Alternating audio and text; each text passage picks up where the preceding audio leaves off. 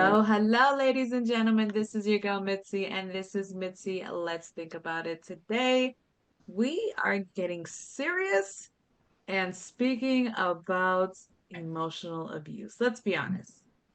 Everybody, if you haven't yet, it's bound to happen in your life to feel the burn and the stings of emotional abuse. So, Mhm. luckily for me, I have a special guest on my show. She knows all about this topic. Sadly, but good thing, it's a double-edged sword at this point. But Yes. Erica, thank you for joining. Why don't you go ahead and introduce yourself?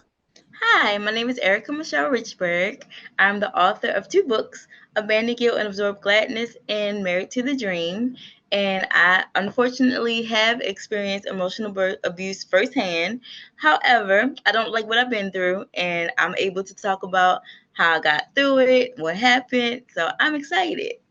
Awesome. I love it. I love your spirit. I can feel the energy. You have such a Thank good you. spirit. And it sucks because it seems like a lot of us who have good spirits have been through so much emotional abuse and all types of abuse. It's like Yes. they're molding us into this perfection. You know what I'm saying? I see Yes. us as we're like a clay and they're Yes. just chipping away at us. But you know what? Go ahead, chip the bad parts. Yep. You need them Because anyways, I'm only right? gonna be better for it. Absolutely. Exactly. I love it. Yep. I love it.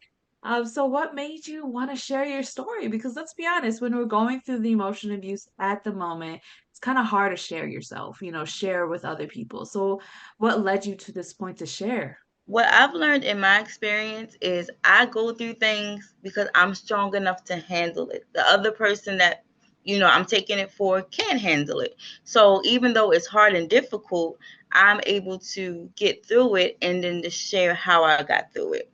So that's how I can get to this point, and also counseling. Because yeah, when I first got out of it, I was so like traumatized and had so much anxiety that I really needed to process everything I experienced for those last 4 years. So that's how I'm able to do it now, because it's just like I went through it because somebody else didn't have to, and then I can help someone going through it too. Exactly. I love that message. And I Mhm. appreciate your honesty by just saying, and counseling, because And let's be counseling. honest, sometimes you have to keep it real because you can't just do it on your own. Sometimes it's really No. hard to do it on your own. Sometimes you have to go through counseling or go through your spiritual walk or find God or, connect with other people, but it takes time. I truly Yes. believe it does take time. And the fact that you said that it makes you stronger and you took it for somebody else that probably couldn't be able to handle it. Handle it. It just shows that, you see yourself as a warrior, you see Yep. yourself as a strong individual, and I applaud you for that because Thank you. sometimes we can't see ourselves in that aspect. We go in this suffering and this woe me and this Woe, pity it's me. party and Why did I have to people go through this? Yep. and people love pity parties. Yep. Man, pity party for one, they be going all out, banners, balloons, confetti, just to have their own little pity party. Party. I Yep. swear. It's sad. It's so sad, but I love your answer. I think that's really great. But are your books, do they bring out that part of you that went through your experiences? Absolutely. So my first book really goes into the details of what I've experienced with my ex, and we call him number two. He doesn't even deserve a name, and Like yeah, that. and I like the number that. two too. So it's I love and, it. and so it really just explains, like, the ebbs and flows of the relationship and the emotional roller coaster and the disrespect and everything emotionally draining. It was a draining relationship that I've experienced, but the beauty of getting my daughter and how beautiful she is and the life that she's living and how he's just missing out. So that is definitely detailed in my first book. My second one is just how I got through it and now me being in a better place. Yeah, So but the that's first great. one really chronicles the ish. The nitty-gritty of it, yes, Yes. the juicy part of that. And I love how individuals like yourself, they write books of what they've experienced because let's be honest, we don't know if someone's going through that right now as we Mhm. speak. You Yeah. know, and in my opinion, I believe that emotional abuse is just the first step into breaking down all those other type of abuses that are along with it, like physical, Yep. sexual. I Yep. mean, come on, the list can go on. I mean, if you're willing to break someone's spirit, because that's Yeah. what you basically are doing Yeah. when you're inflicting emotional abuse on someone else, is that you're breaking their spirit.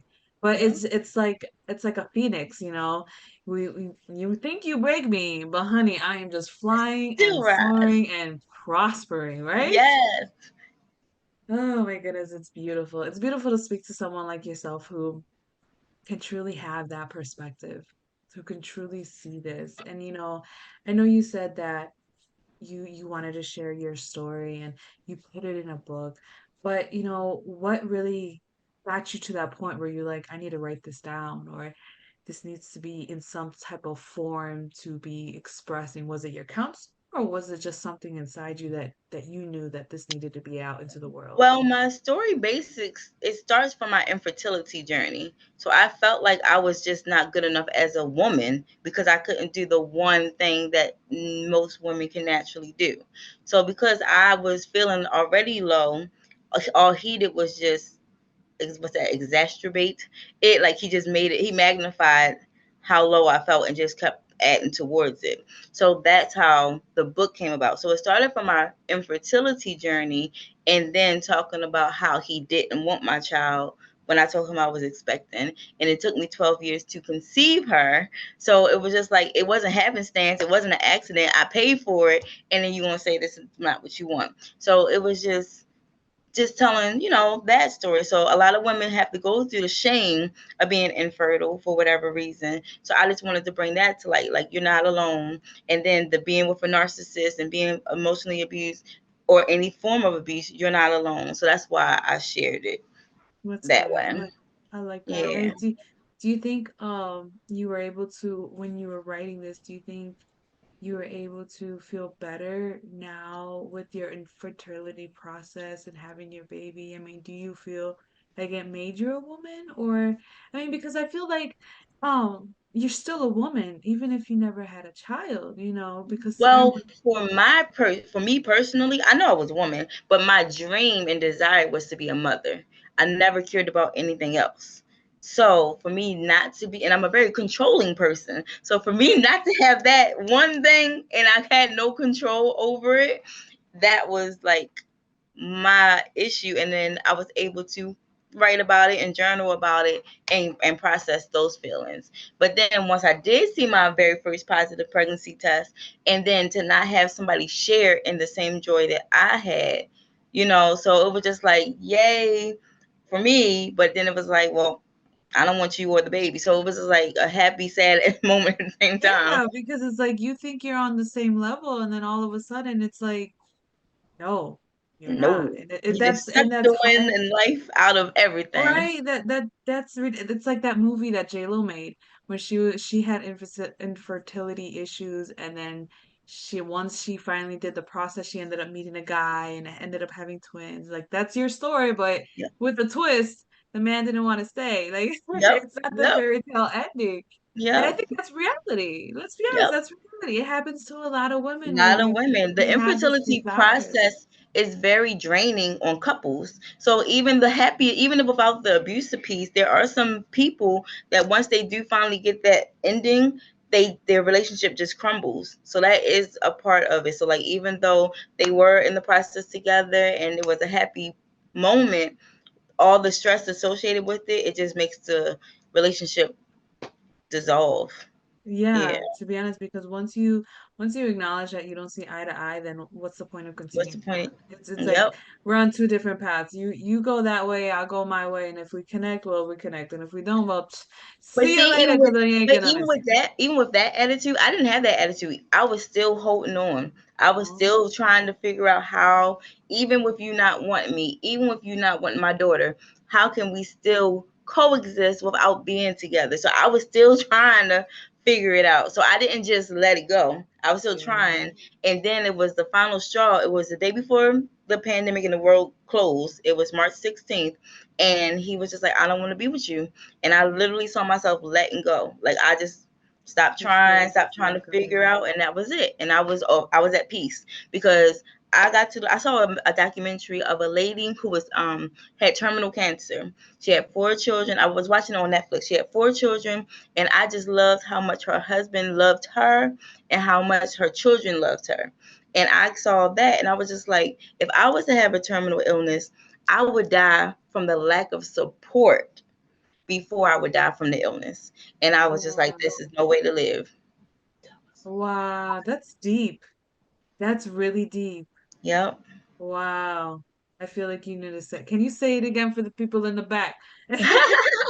But yeah, so like I felt like I would have died if I was to be diagnosed in that relationship with a terminal illness.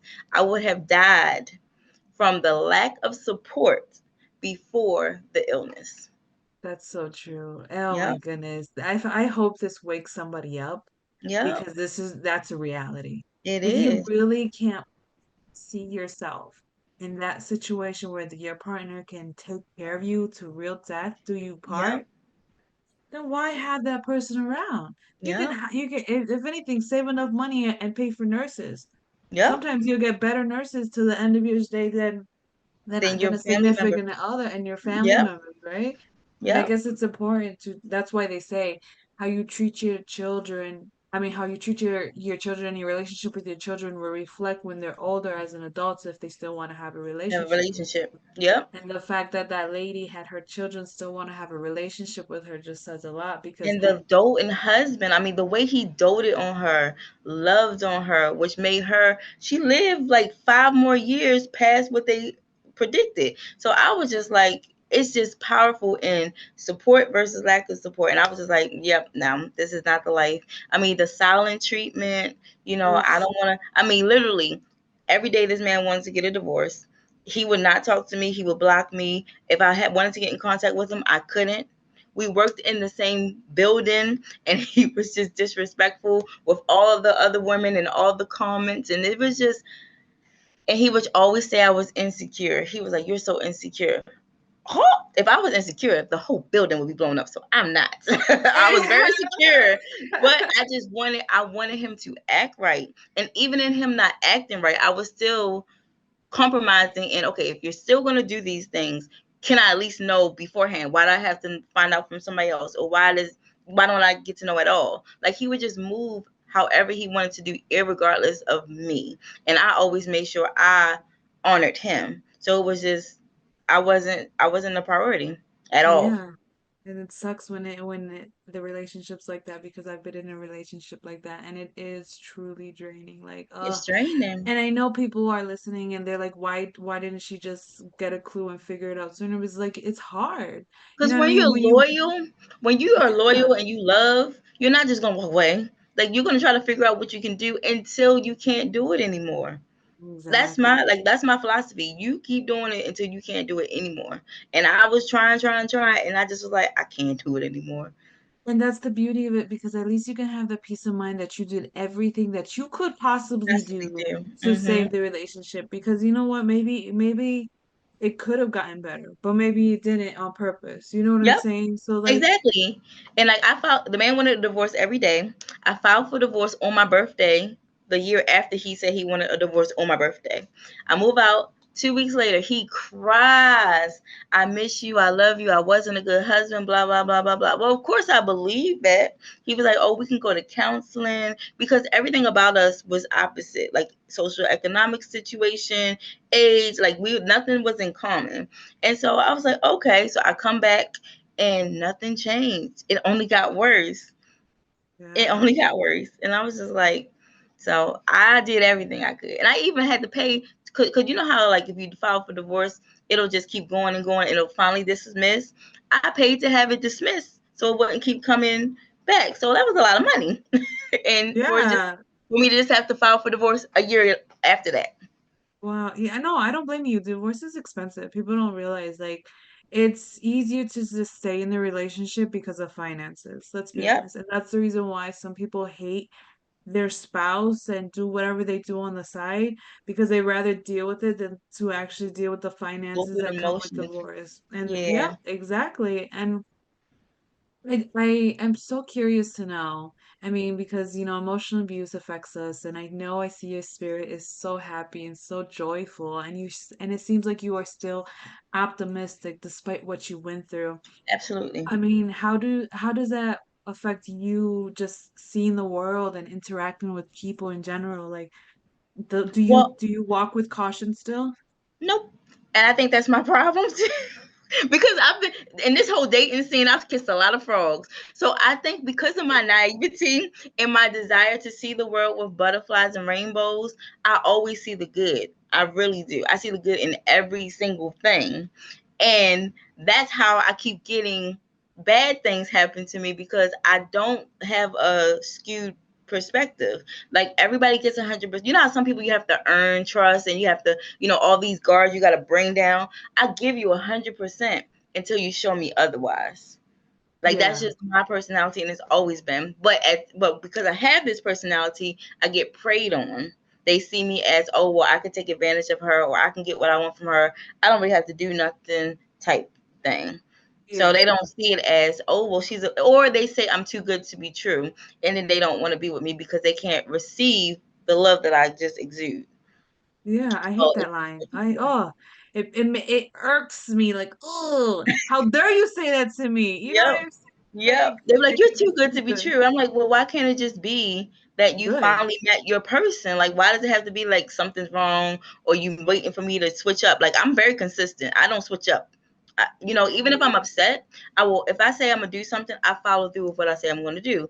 Most people, when they get upset, they not doing it anymore. So I'm a very honorable person, and they just don't believe it. And so I get, You're a different type of character. Let's be honest. yeah. You're unique in its kind. And when you find someone that's unique in who they are, I mean, if you wear your heart on your sleeve, then honey, wear your heart on your sleeve because you know what? Mhm.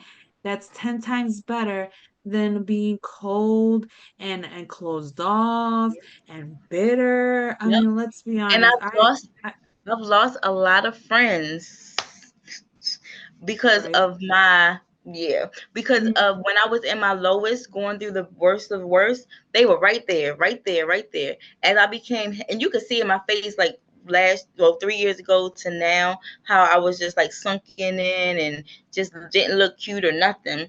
And now I'm happy and they're nowhere to be found. It's like they like me in that miserable place versus wanting to see me get better and be healed and be, this bubbly person. I've always been a bubbly person, but you can tell that there's a difference between then and how I am now. And Yeah. it's unfortunate because, again, that's my loyalty. If I call you that FRIEND word, then that's what you are. But it's not reciprocal. So even with girls or guys, when it comes to me, it's just more what they can benefit in for them, but it's never a reciprocal Yeah, situation. it's funny that you say that because it sounds like I'm talking to myself because that's how I feel. I feel that I'm that type of person that I remember having so many friends on my worst years, you know what I mean? I Mm-hmm. can remember Yep. my worst years and being surrounded by people that would feed my ear with everything and just praise me for nothing. And now that I'm actually doing something and now that I'm striving for more and now that I'm more reserved because I'm focused. Mm-hmm. No one's there. You know No what I one's mean? It's there. crickets. Yep. Crickets. I need to get a sound effect thingy where I have the crickets. Because Cricket. how do you make a cricket sound? Cricket, cricket. How do you know?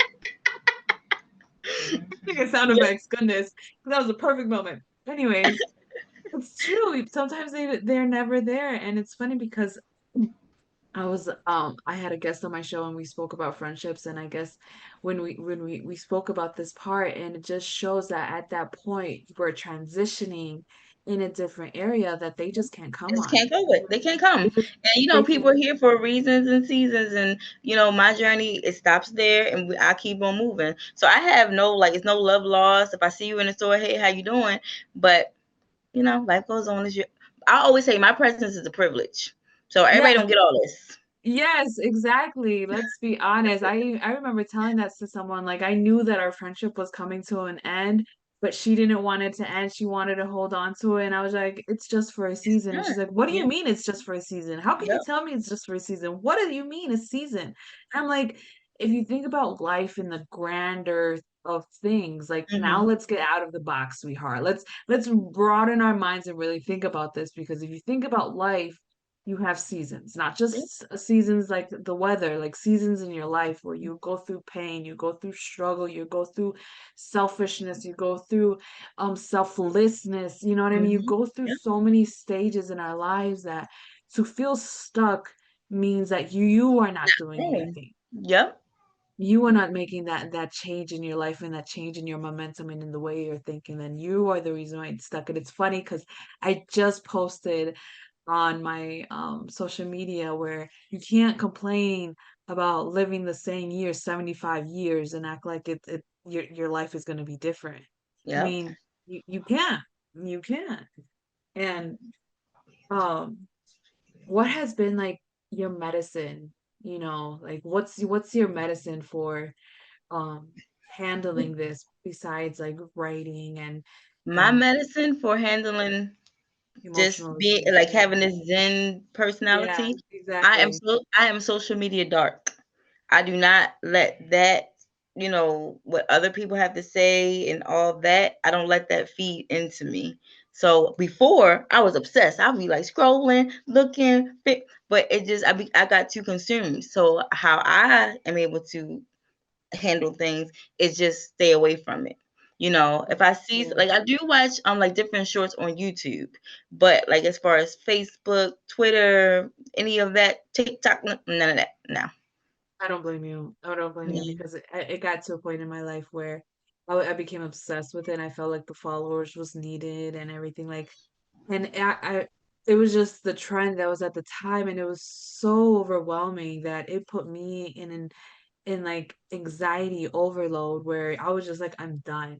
So a Yep. whole entire year I devoted myself and I was just like, I'm gonna fast social media. I'm not gonna go on it. And man, I'm telling you, that year was the best year of Fast. my life. I Yeah. felt so peace. I was just enjoying my surroundings. And when I was on my phone, I would be on like YouTube videos, watching like Mhm. Yep. documentaries and Yep. a Like whole things bunch that'll of feed you, yeah, not and to even push scary you. things because I like to get razzle dazzled. But I know exactly what you mean. And when now that I'm back on, like I don't even go to anything on my personal. Like I have it there so that when people need to People can connect with reach me you. personally, yeah, Mhm. they can reach me because nobody has my phone number. You know what I mean? And I like it Mhm. like that. So and they don't even have my email address. Email address, yeah, they wouldn't even know. So social media is the only way, and it's like I don't go on there, and I have my notifications turned off, and it's so peaceful. And then I only post and have these things scheduled on my business social media because it's like I don't even want to go on there. Like I don't care if I have one follower or Yep. 10,000 followers because I'm posting this for For myself, for my yourself. future self, Yep. and even if it's just one single person, then you know what, at least they can reflect and think That's with one. me. You know Mhm. what I mean? Yep. So I know exactly what you're saying. Like we're like we're Yes, right we here, are here. Erica. Yeah. Exactly. Ah, I love these conversations. It's like talking to a friend. You know what Yes. I'm saying? Because it's so easy and so comfortable and it's safe and there's no pressure, you know what I mean? Mhm. It's not about acting a certain way. It's about just being real and Being you, sharing your yourself. emotions. And I'm Yep. so glad that you were able to share your emotions with me and share your experience and, be honest. And before we wrap up, I have one more question because it's in the back of my mind when you said you always had the passion to be a mother. Yes. That statement is very strong because I've heard many women say that and for me, pregnancy was always implemented as something bad because it always happened at a young age. You know what I'm saying? So when I got my period at a very young age, I was 8 years old, they always assumed that I was going to get pregnant like early. So Yep. I Don't have sex because you don't get pregnant. dreaded, Don't have sex I because you don't get pregnant. exactly. So I dreaded the thought of being a mother because not only will it, it made me look bad, but it made me look look bad. You know what I'm saying? Mhm. So I hated the thought of being a mother until I had my children. And now it's like, oh, I love my children. Oh, how having children is so such a blessing. So it's like Yeah. for you, it's like what made you want to have that feeling at even what age were you when you realized that? Well, I want to say, like, you know how when you're in school and they ask you what you want to be when you grow up? Since that age, I always wanted to be a mother. Stop. I never wanted to be a doctor, a nurse, a lawyer, none of that. A mother. That's what I wanted to be. Oh, Yeah. So goodness. since And what elementary school, was your mother a before a good period, mother? huh? Mm, was your mother a good mother that made you want to be a mother? No, I mean my mother. Okay, so growing up, my mother was a very hard person. Like she Oh, wasn't open, and she wasn't like go to like it was yeah, not as close open off. as we are now. So as an adult, it's much better, but as a child, it was more fear than Yeah. friend. And so no, it was just me wanting to, I guess maybe have a little version of myself, but I never cared if it was a boy or girl. I just wanted to nurture and love and I don't know, but No, that's oh, just I think from what you're saying, it makes sense now because, your mother was hard, she was strict, she was on it, and you had a lot of fear. There wasn't that nurturing, there wasn't that love. So sometimes instinctively we feel like if we had a baby, then we can show it all the love and just give it all the cariño and the love, me, yes. all that And that's how lovey-dovey and that's how I stuff. am with my daughter. Oh my gosh, she'd be looking at me like if you give me one more kiss, but I'm always kissing and hugging and saying I love you. Like yeah, I'm extra. And even with my boyfriend, he be like you're doing too much. I'm like, but I just love. I'm very affectionate. So Yes. yeah, I don't blame you because I'm like that with my sons, and it's funny because my sons act like they don't like it around their dad. And then when he's not looking, he'll be like give me a kiss. kisses And or he'll she'll put turn his my face. head. Yeah. hmm It's so cute. I love it. I love giving affection too because it's like a type of joy. Oh, Yep. it's good. Has been such a great time speaking with you, Erica. So I guess to wrap up the show, what would be some good lasting words that you could possibly leave my audience with? Somebody who may be going through some type of emotional abuse and maybe listening and trying to figure out what can I really learn from this? What could be that last lesson that you can possibly leave off with? The lesson I would give the person going through it, like in it, and they feel like they're stuck, find their happy place. Like even in the midst of the turmoil, whatever that is, whether it's a bath with bubbles, whether it's music, whether it's Dave and Buster's, like whatever can get you away in your mind or even physically until you can get away permanently.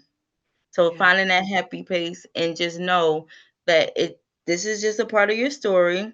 And if you really want to get away, you can. It just might take a little bit of time. But once you done, you ain't no turning back. There you go, ladies and gentlemen. You guys heard it first from Erica, this lovely, lovely woman with a beautiful soul. She is so awesome. Thank you so much for sharing your perspective and just shining your light on my show. This has been such an honor and so great. And if anybody is just trying to figure out this emotional abuse, just main thing also, it's a season. Yep. It's a season in your life. Yep. Just keep telling yourself this to keep going because I had to do it. Pretty sure Mm-hmm. Erica had to do it. Yep.